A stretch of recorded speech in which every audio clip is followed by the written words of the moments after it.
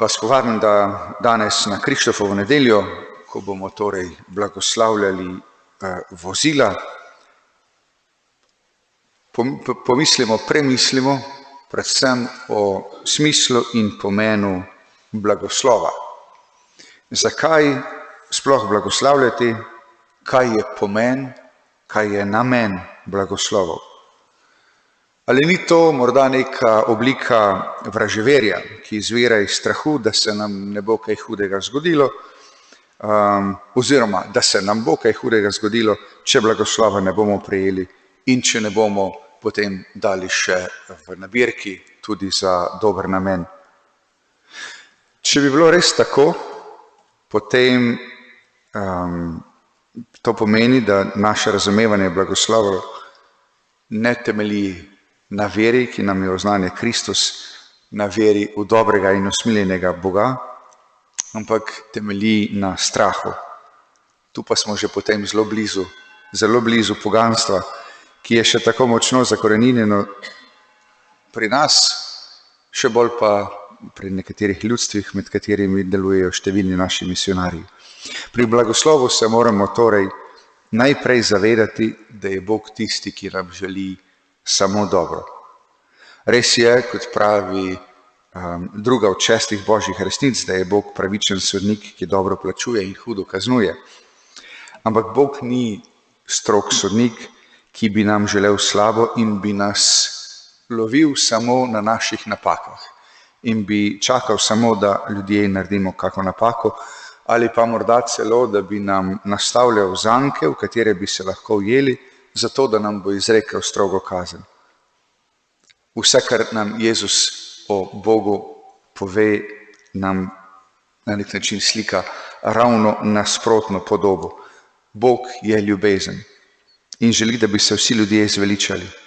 In eden od odrazov njegove ljubezni so tudi blagoslovi. Slovenska beseda blagoslov prihaja iz staroslovanskega prevoda latinskega izraza benedicere, kar pomeni dobro govoriti, blagosloviti, dobro govoriti. Lahko bi rekli, da Bog že od začetka v sami zgodbi o stvarjenju, ko Bog najprej govori, ustvarja in potem vidi, da je dobro, da je pravzaprav Bog že takrat stvarstvo blagoslavljal. Že na začetku blagoslovi tudi Adama in Evo in s tem vse človeštvo. Tudi Jezus kot učlovečena Božja beseda, kot Božji sin, veliko blagoslavlja v času svojega zemeljskega življenja, kot smo slišali tudi v današnjem evangelskem odlomku, ko preden je razlomil kruhe, jih je blagoslovil. 5 hlebov, 2 ribi. Jezusa poznamo tudi iz različnih odlomkov, kako blagoslavlja otroke. In ko nam evangelist Luka poroča o Jezusovem v nebo vhodu, zopet vidimo Jezusa, ki povzdigne roke in blagoslavlja svoje učence. Božji blagoslov torej pomeni, da nas Bog, ne glede na vse, nikdar ne bo zapustil, da nam bo vedno dajal moč, da naše življenje v takšni ali pa drugačni nevihti življenja ne bo potonilo. Blagoslov razumimo raje kot Božje spremstvo, ki barko našega življenja tudi v hudih nevihtah lahko pripelje v varen pristan. Gre, če hočete, za neko temeljno gotovost, da četudi je naša pot zavita, četudi je naša pot polna težav in ovir, da nas Bog pelje proti cilju in da bo vsak, ki ljubi Gospoda, ki se trudi izpolnjevati njegove zapovedi, da bo našel dober cilj, da bo njegovo življenje imelo dober konec v nebesih, v večnem veselju. Kot rečeno, to sploh ne pomeni, da bo naše življenje brez težav. Zdaj lahko bi rekli, mogoče tako življenje niti ne bi imelo toliko okusa. V vsakem primeru pa blagoslov ni neka čarovnija. s pomočjo katere bi se stvarem izognili. Blagoslov je ljubezen, ki nam pomaga, da smo boljši Božji otroci in da smo lažje in bolj v resnici drug drugemu bratje in sestre. Zato smo tudi mi poklicani k temu, da v svojem življenju blagoslavljamo, da smo v blagoslov drugim ljudem.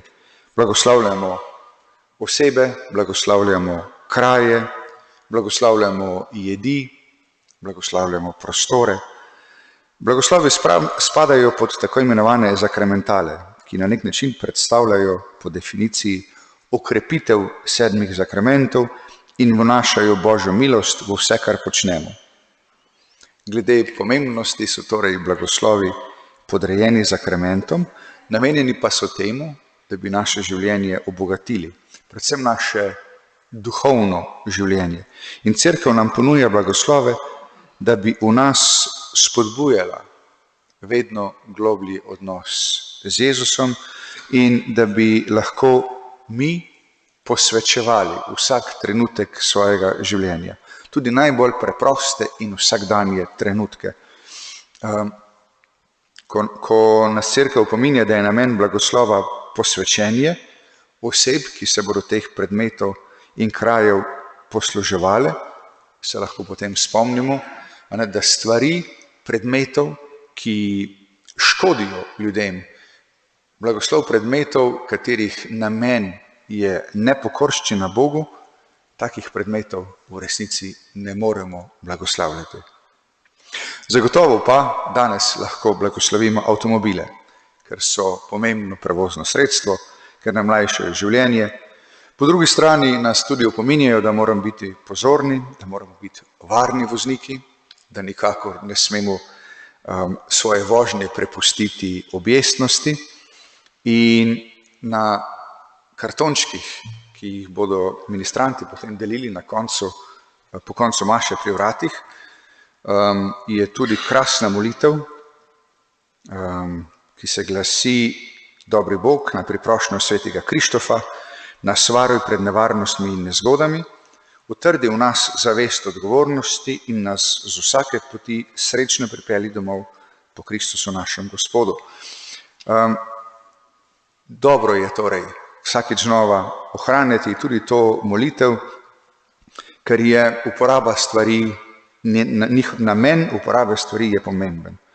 Avtomobil nam je lahko v blagoslov, ko se mi prevažamo, ko prevažamo hrano, ko prevažamo bolnike, ko prevažamo zdravila, lahko pa je kdaj vozilo, tudi vozilo lahko uporabimo v prekletstvo, če se samo spomnimo terorističnega napada v Franciji, ko je islamski skrajnež v Nici s tovornjakom namenoma zapeljal v množico in ubil več kot 80 ljudi. Jasno je, da mi takšnih namenov nimamo. Neizpodbitno pa je tudi, da moramo biti odgovorni in varni vozniki, ker je, vemo vsi, nesreča nikoli ne počiva in Božji blagoslov nam bo pri tem resnično pomoč. Pa vas povabim, da se na koncu spomnimo tudi naših misionarjev, za katere je pravzaprav namenjena tudi današnja nabirka. Koliko dobrega lahko oni storijo z avtomobili ljudem, ki živijo v resnični bedi, daleč od kakršnekoli pomoči. Vozila, ki jih prejmejo naši misionarji, zato, čeprav so avtomobili, niso navadni avtomobili, ampak so bolj zmogljiva in večnamenska vozila. Služijo kot transportna sredstva za prepotrebne vsakdanje življenjske potrebščine, hrana, voda, drva, oblačila, velikokrat za prevoz gradbenega materiala, zato da se lahko gradijo cerkve, da se lahko gradijo bolnišnice, da se lahko gradijo domovi.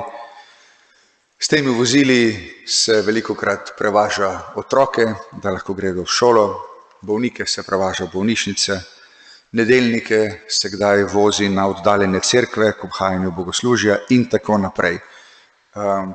Ker velikokrat prometnice, kot jih poznamo mi, ne obstajajo, seveda za take vožnje niso dovolj navadni avtomobili. Ta vozila, ki jih uporabljajo misionarji, še veliko bolj prav pridejo zdaj, ko se je situacija poslabšala vse povsod po svetu zaradi koronavirusa.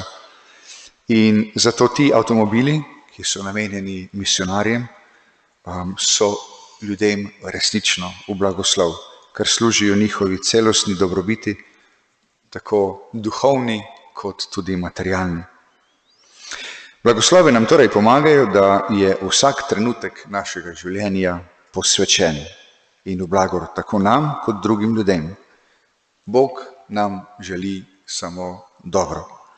In tudi mi moramo zato veliko blagoslavljati in s tem posvečevati ljudi, stvarstvo okoli nas, predmete, s katerimi upravljamo, ki jih uporabljamo.